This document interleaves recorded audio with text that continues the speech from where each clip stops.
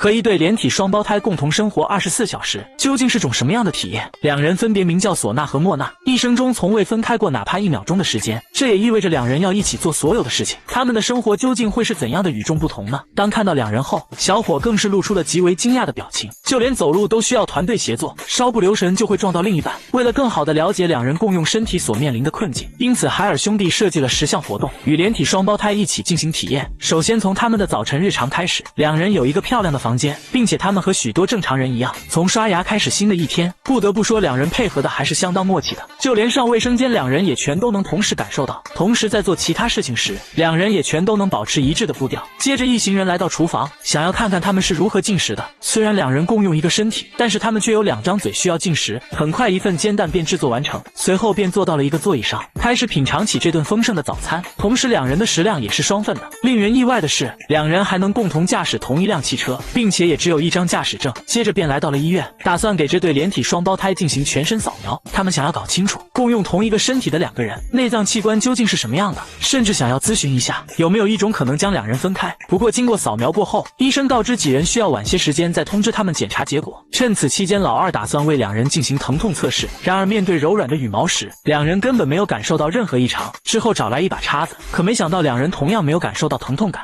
直到将冰块放到手上，两人竟同时感受到了冰冷刺骨的感觉。接着利用橡皮筋弹射到手背上，两人竟真的同时感到了疼痛。之后一行人来到商场，想要看看是否能找到适合两人的衣服，可是要想在这里寻找适合的似乎难如登天。一行人接连逛了好几家商店，全都无功而返。之后来到一家裁缝店，这里能为各种体型的人定制服装。随着商场顾客越来越多，连体双胞胎也成了被围观的对象，并且利用照相机不停地对其拍照。之后便决定前往电影院，只是好奇需要为他们购买1张票还是2张票。工作人员也是满脸懵逼，只好找来经理并要求购买2张门票。接着观看了一场完美的电影，接下来打算测试两人的心灵感应。随后两人同时将手伸向了篮球，接着又同时拿起了水果块。随着接连回答对了几个相同的问题后，两人的步调竟然出奇的一致，真的是太神奇了。之后带着他们来到游戏厅，双方进行了一系列的游戏对抗。不得不说2个人的确要比1个人强，每一项挑战都是连体双胞胎获胜。让人意外的是，两人的棋艺竟然也出奇的离谱，在双胞胎的对决中再次完胜。之后要对两人进行测谎仪测试，兄弟2人对着连体双胞胎进行了一系列的灵魂拷问，可没想到两人的答案同样经受住了测谎仪的测试。随后到了晚间，想要测试一下连体双胞胎的睡眠情况和普通人的区别，看看到底谁先能入睡。事实证明两人并不会同时入睡，但是要想去卫生间就必须叫醒另一半才可以。这样的答案也逗得老二大笑起来。